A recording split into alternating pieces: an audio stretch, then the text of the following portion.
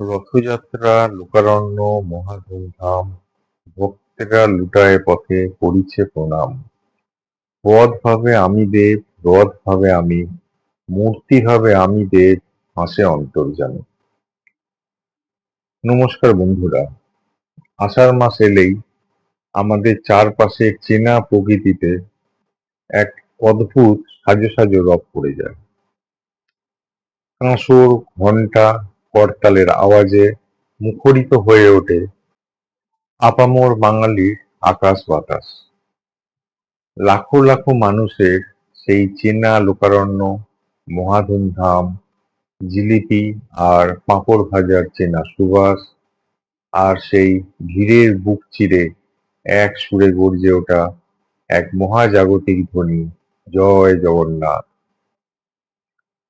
আমরা সবাই প্রতি বছর রথ টানতে যাই, মেলা থেকে খেলনা কিনে পরম আনন্দে বাড়ি ফিরি। কিন্তু 2026 সালের এই তীব্র যান্ত্রিক আধুনিকতার যুগে দাঁড়িয়ে আজ আমরা নিজেদের একটা প্রশ্ন করি যে এই রথযাত্রা কি স্রেফ কাঠের একটা গাড়িকে দড়ি দিয়ে টেনে নিয়ে যাওয়ার লৌকিক উৎসব, নাকি এর আড়ালে লুকিয়ে আছে অন্য কোনো গূঢ় রহস্য? আমাদের প্রাচীন ঋষিরা এই রথের কাঠামোর আড়ালে মানুষের জীবন, মানুষের ভাগ্য এবং তার নিজের এই রক্ত মাংসের শরীরের এক পরম গোপন মহাজাগতিক শিক্ষা লুকিয়ে রেখে গেছেন। বিজ্ঞান বা সাধারণ ইতিহাস হয়তো একে স্রেফ একটি সনাতন ধর্মীয় আচার বা প্রাচীন লোক উৎসব বলে খাতার পাতায় লিখে রাখবে। কিন্তু আজ আমরা রোমান্টিকতা আর লৌকিকতার চশমাটা একপাশে সরিয়ে রেখে কথা বলবো সম্পূর্ণ একজন জ্যোতিষী আর আধ্যাত্মিক গবেষকের চোখ দিয়ে। আমরা এই পর্বে আলোচনা করব মহাকাশের গ্রহদের ফ্রিকোয়েন্সির সাথে এই রথযাত্রার ঠিক কি অদ্ভুত কানেকশন রয়েছে। আসুন আমাদের মানব শরীরের সেই চোখ খুলে দেওয়া 10টি মহাজাগতিক তুলনা ও লজিকের এক নিখুঁত পোস্টমর্টেম করা যাক। প্রথম পয়েন্টটা হলো, মানব শরীরই হলো আসল রথ। আমাদের প্রাচীন উপনিষদে, বিশেষ করে কঠোপনিষদে একটি পরম সত্য শ্লোক বলা হয়েছে, আত্মানাং রথিনং বিদ্ধি শরীরং রথমেব তু। এর গভীর সাহিত্যিক অর্থ হলো, আপনার এই যে হাড় মাংসের মানব শরীর, এটাই হলো আসলে সেই মহাজাগতিক রথ। আর এর ভেতরে বসে থাকা যে অন্তরাত্মা, তিনিই হলেন এই রথের মূল আরোহী, স্বয়ং জগন্নাথ।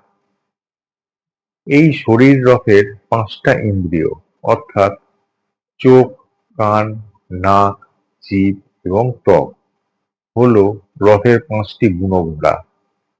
আর আপনার চঞ্চল মন হলো সেই ঘোড়াগুলিকে বেঁধে রাখার লাগাম। আর আপনার বুদ্ধি হলো রথের পরম সারথি বা চালক। শাস্ত্রের গভীর লজিক বলে, আপনার বুদ্ধিরূপ সারথি যদি মনরূপ লাগামকে শক্ত করে ধরে ইন্দ্রিয়রূপ ঘোড়াগুলোকে সঠিক এবং সৎ রাস্তায় না চালায়, তবে আপনার জীবনের রথ কিন্তু যে কোনো মুহূর্তে অহংকার আর অপকর্মের খাদে উল্টে যাবে। রথযাত্রা আমাদের প্রতি বছর এই আত্মিক আত্মসমীক্ষার কথা মনে করিয়ে দেয়। 2 নম্বর পয়েন্টটা কি? রথ হলো জীবনের প্রগতি ও উন্নতির প্রতীক। জ্যোতিষশাস্ত্রে রথের চাকার এই অবিরাম ঘূর্ণনকে বলা হয় কালচক্র বা সময়ের চাকা। রথ কখনো পেছনের দিকে চলে না, তার ধর্মই হলো সবসময় সমস্ত বাধা ছিন্ন করে সামনের দিকে এগিয়ে যাওয়া। ঠিক তেমনি রথযাত্রা হলো আমাদের জীবনের প্রগতি, সাকসেস এবং ফরওয়ার্ড মুভমেন্টের এক পরম প্রতীক। যাদের জীবনে ক্যারিয়ার হুট করে থমকে গেছে কিংবা ভাগ্যের চাকা কিছুতেই ঘুরছে না, জ্যোতিষের পরিভাষায় তাদের বলা হয় পীড়িত শনি ও দুর্বল মঙ্গল। রথযাত্রার দিন যখন লাখো লাখো মানুষ নিজের ভেতরের সমস্ত নেতিবাচকতা ভুলে এক পরম পজিটিভ এনার্জি নিয়ে রথের রশি টানে, তখন বাতাসে এক তীব্র মহাজাগতিক কম্পন বা পজিটিভ ভাইব্রেশন তৈরি হয়। এই পবিত্র তিথিতে রথের চাকার গতিশীলতা দর্শন করলে মানুষের ভেতরের অলসতা আর মেন্টাল ব্লকেজ কেটে যায় এবং থমকে যাওয়া ভাগ্যের চাকাও আবার ঘড়ঘড় করে সামনের দিকে ছুটতে শুরু করে। ৩ নাম্বার পয়েন্টটা কি? রথের রশি টানা হলো কার্মিক ঋণ থেকে মুক্তি। রথযাত্রায় সবচেয়ে বেশি হুড়োহুড়ি আর আকুলতা কিসের জন্য হয় বলুন তো? ওই মোটা পাটের রশিটা জীবনে একবার ছুঁয়ে দেখার জন্য। আমরা ভাবি এটা স্রেফ একটা অন্ধবিশ্বাস, পুণ্য অর্জনের লৌকিক চেষ্টা, কিন্তু এর পেছনে আছে এক গভীর কার্মিক লজিক। শাস্ত্রে বলে, রথে তু বামানং দৃষ্টা পুনর্জন্ম ন বিদ্যতে। ওই রথের রশি হলো আসলে আমাদের জীবনের কার্মিক সুতো বা কর্মফলের অদৃশ্য বন্ধন। আপনি যখন আপনার সমস্ত জাগতিক অহংকার, রাগ আর ইগো ভুলে ওই লাখো মানুষের ভিড়ে নিজেকে সঁপে দিয়ে জগন্নাথের রশি টানছেন, তখন আপনার কুষ্ঠির নবম ভাব অর্থাৎ ভাগ্যস্থান এবং দ্বাদশ ভাব অর্থাৎ মোক্ষের ঘর সক্রিয় হয়ে ওঠে। ঈশ্বরের চরণে নিজেকে বিলীন করে দেওয়ার এই যে চরম আকুলতা, এটা মানুষের বহু জন্মের পুঞ্জীভূত নেতিবাচক কর্মফল বা কার্মিক ঋণকে এক ঝটকায় ধুয়ে মুছে সাফ করে দেয়। এবার আসি ৪ নাম্বার পয়েন্টে। জগন্নাথ, বলরাম ও সুভদ্রা ত্রিগুণের মহাজাগতিক খেলা। রথের ওপর যে ৩ জন ভাই বোন পরম মায়ায় বসে থাকেন, তারা স্রেফ কোনো কাঠের মূর্তি নন। তারা হলেন এই আদি প্রকৃতির ৩টি মূল চালিকা শক্তির কসমিক প্রতীক। মহাবীর বলরাম হলেন আমাদের শরীরের আদি শক্তি, বীরত্ব এবং সহনশীলতার প্রতীক, যা জ্যোতিষশাস্ত্রে পরাক্রমের গ্রহ মঙ্গল নিয়ন্ত্রণ করে। দেবী সুভদ্রা হলেন মায়া, বুদ্ধি, মমতা আর ভক্তির প্রতীক, যা জ্যোতিষে বুধ ও শুক্রের স্নিগ্ধ এনার্জি প্রকাশ করে।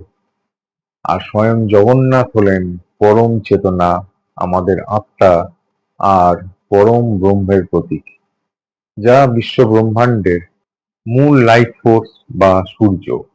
এই ৩ শক্তি যখন একসাথে রথে চড়ে নগরের রাজপথে বেরোয়, তখন প্রকৃতির সমস্ত তামসিক ও নেতিবাচক এনার্জি ধ্বংস হয়ে চারদিকে এক পরম সাত্ত্বিক ফ্রিকোয়েন্সি ছড়িয়ে পড়ে।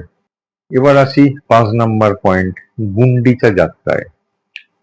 মাসির বাড়ি যাওয়া নাকি অন্তরাত্মার শুদ্ধিকরণ?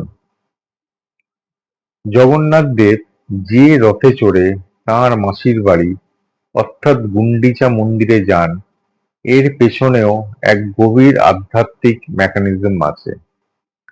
গুন্ডিচা মন্দির আসলে ভৌগোলিক কোনো স্থান নয়, তা হলো মানুষের মনের শুদ্ধ, আদি ও পবিত্র অবস্থা।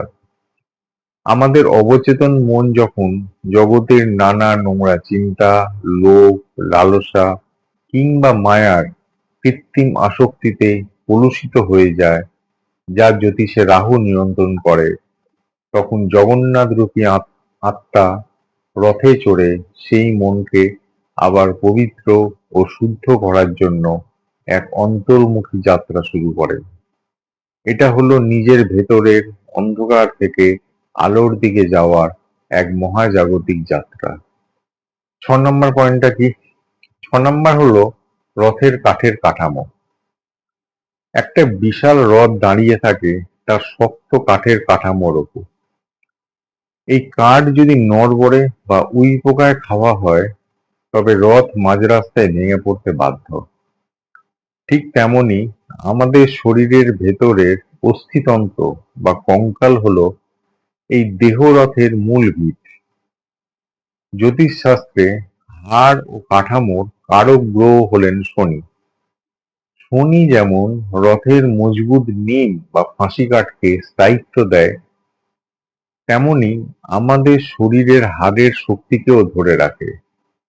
রথযাত্রা আমাদের শেখায় যে জীবনের ভিত বা শৃঙ্খলা যত মজবুত হবে, আপনার জীবনের রথ ততটাই দীর্ঘস্থায়ী এবং সুরক্ষিত হবে। এবার 7 নম্বর পয়েন্টে আসি। 7 নম্বর পয়েন্ট হচ্ছে রথের চাকা। একটি রথ তখনই সচল হয় যখন তার চাকাগুলো ঘোরে। চাকা থমকে যাওয়া মানেই রথের মৃত্যু।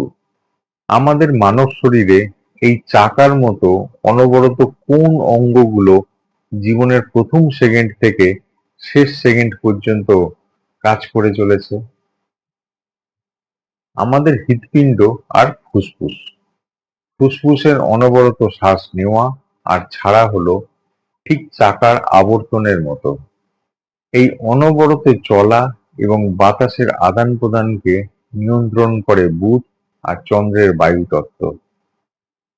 হৃদস্পন্দন সচল রাখাই যেমন প্রাণের লক্ষণ, রথের চাকা সচল রাখাও তেমনি উৎসবের প্রাণ।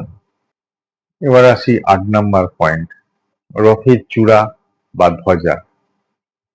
রথের একদম ওপরে থাকে তার উজ্জ্বল চূড়া, দণ্ড এবং পতাকা বা ধ্বজা। দূর থেকে মানুষ রথের চাকা দেখতে পায় না, কিন্তু ওই উঁচুতে থাকা চূড়া আর পতাকা দেখেই দূর থেকে প্রণাম করে। আমাদের মানব শরীরেও ঠিক এই রথের চূড়ার মতো একটা অংশ আছে। তা হলো আমাদের মাথার তালু বা সহস্রার চক্র।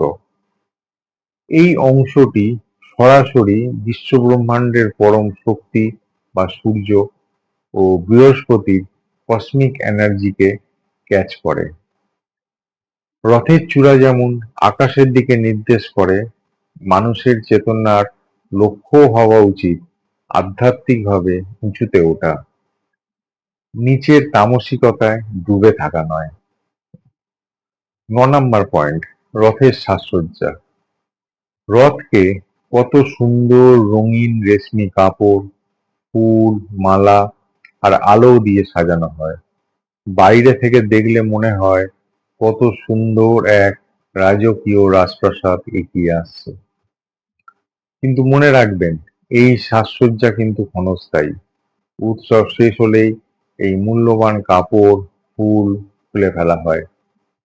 আমাদের মানব শরীরের ক্ষেত্রেও আমাদের গায়ের চামড়া বা ত্বক, আমাদের দামি জামা কাপড়, রূপ আর বাহ্যিক অহংকারই হলো এই সাজসজ্জা।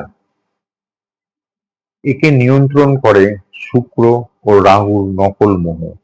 রথ আমাদের মনে করিয়ে দেয়, বাইরের এই রঙিন সাজসজ্জা দেখে ভুলে যেও না, আসল গুরুত্ব কিন্তু ভেতরে বসে থাকা ওই জগন্নাথ রূপী আত্মার। বাইরের এই মোড়ক একদিন খুলে ফেলা হবেই। এবারে আসি 10 নম্বর এবং শেষ পয়েন্টে, রথের কাঠের গোঁজ ও বাঁধন। রথযাত্রার সবচেয়ে মস্ত বড় বৈজ্ঞানিক ও আধ্যাত্মিক রহস্য হলো এত বড় আর ভারী 3টি রথ তৈরিতে কিন্তু একটাও লোহার পেরেক বা ধাতুর তৈরি স্ক্রু ব্যবহার করা হয় না। সম্পূর্ণ রথটা দাঁড়িয়ে থাকে কাঠ দিয়ে তৈরি বিশেষ খাঁজ, কাঠের তৈরি গোঁজ এবং পাটের দড়ির প্রাকৃতিক বাঁধনের ওপর। একটুখানি ভাবুন তো, রথ চলার সময় বড় ঝাঁকুনিতে এই কাঠের গোঁজ বা বাঁধনগুলো যদি কোনোভাবে আলগা হয়ে যায়, তবে কিন্তু রথের চাকা খুলে যাবে। রথ মাঝ রাস্তায় ভেঙে চুরমার হয়ে যাবে। আমাদের মানব জীবনেও কিন্তু ঠিক এই একই মেকানিজম কাজ করে। আমাদের জীবনে এই শক্ত কাঠের গোঁজ আর বাঁধনগুলো হলো আমাদের পারিবারিক সম্পর্ক, নীতিবোধ এবং মা-বাবার দেওয়া আদি সংস্কার। জ্যোতিষের লজিক অনুযায়ী একে নিয়ন্ত্রণ করে পুষ্টির চতুর্থ ভাব অর্থাৎ পরিবার ও নৈতিকতা এবং দ্বিতীয় ভাব অর্থাৎ বংশের শিক্ষা।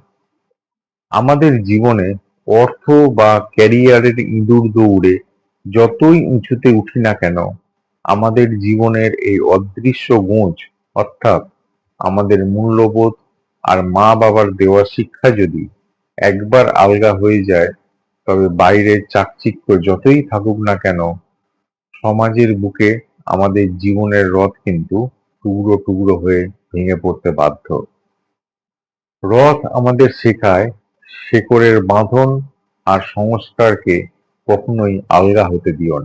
তাই বন্ধুরা, এবার যখন রথযাত্রার সেই লোকারণ্য মহা ধুমধামের মধ্যে দাঁড়াবেন, যখন দূর থেকে কাঁসর ঘণ্টার আওয়াজ আপনার কানে আসবে, তখন স্রেফ হুজুকে ভেসে মেলা ঘুরে বাড়ি ফিরবেন না। একটা মুহূর্তের জন্য চোখ দুটো বন্ধ করে আপনার বুকের ভেতরে থাকা সেই আসল দেহরথটাকে অনুভব করুন। আপনার ভেতরের সারথি বা বুদ্ধিকে বলুন লাগামটা শক্ত করে ধরতে, যাতে আপনার জীবনের রথ কোনো ভুল বা অন্ধকারের রাস্তায় না গিয়ে সোজা প্রগতি আর উন্নতির শিখরে পৌঁছায়। রথের রশিতে হাত দিয়ে নিজের ভেতরে সমস্ত টক্সিক অহংকারকে জগন্নাথের চরণে সঁপে দিন। সবাইকে রথযাত্রার আন্তরিক শুভেচ্ছা। নিজের ভেতরের রথকে চিনুন, শেকড়ের সংস্কারকে আঁকড়ে ধরে সচেতন থাকুন, মুক্ত থাকুন। দেখা হচ্ছে পরের পর্বে মহাবিশ্বের অন্য কোনো গোপন রহস্য নিয়ে। ততক্ষণের জন্য জয় জগন্নাথ। নমস্কার।